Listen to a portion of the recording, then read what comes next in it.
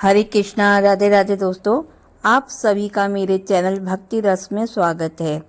जब भाद्रपद कृष्ण पक्ष की अष्टमी तिथि आती है तो घर घर और मंदिरों में भक्त कन्या के जन्म उत्सव की उमंग भर जाती है। श्री कृष्ण जन्माष्टमी केवल एक पर्व ही नहीं बल्कि प्रेम, भक्ति और उत्साह का प्रतीक है। घर घर में झूले सजते हैं, मंदिर सजते हैं, मंदिरों में भजन कीर्तन की गूंज होती है और हर कोई माखन चोर के स्वागत की तैयारी में रहता है। लेकिन इस साल जन्माष्टमी को लेकर भक्तों के मन में यह भ्रम है कि जन्माष्टमी 15 अगस्त को मनाई जाएगी या 16 अगस्त को, क्योंकि इस बार अष्टमी तिथि और रोहिणी नक्षत्र एक साथ नहीं है।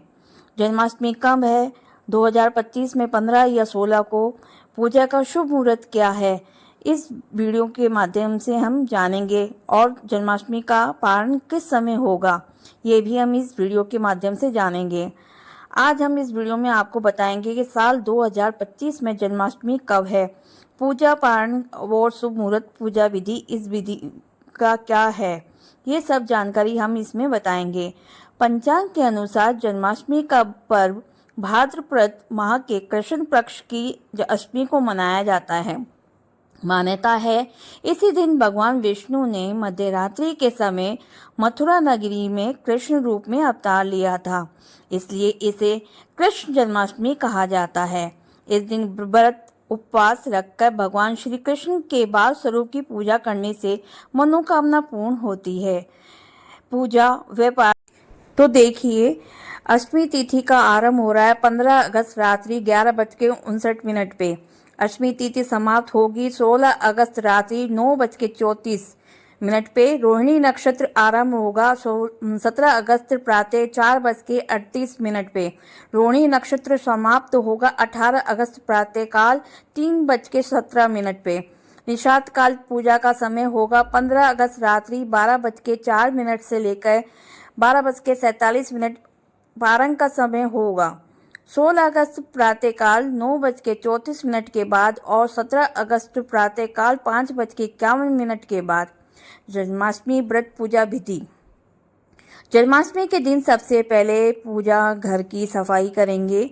ये हम काम एक दिन पहले ही कर लेंगे ताकि हम पूरे दिन मंदिर को, अपने घर के मंदिर को पूरे दिन सजा सके। इसलिए मंदिर की साफ सफाई हम 15 तारीख को ही कर लेंगे।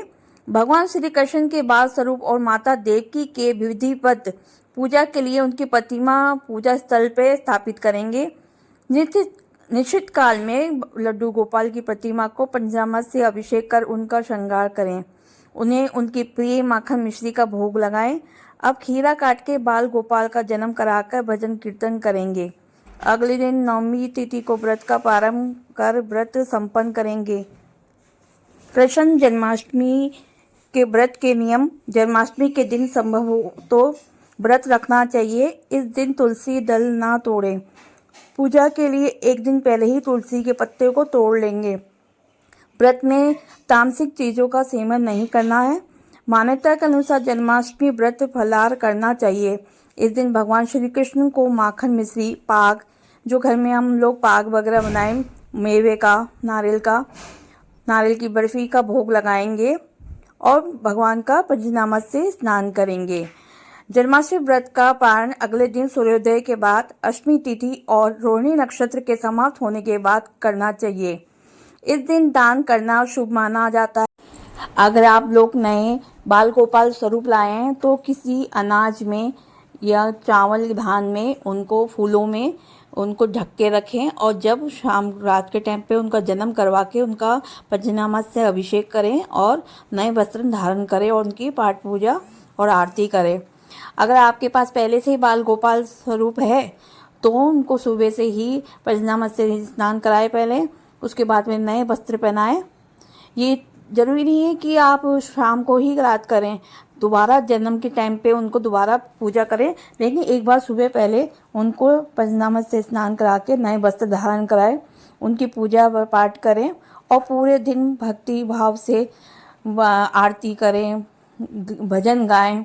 उसके बाद में शाम को जब जन्म कराने से पहले उनको खीरा अगर बड़े हैं तो खीरे में ना रखें, अगर आपके पास में बड़े बाल स्वरूप हैं तो उनकी जगह सालिग्राम हो, सालिग्राम नहीं हो तो कोई सिक्का खीरे के अंदर रख सकते हैं।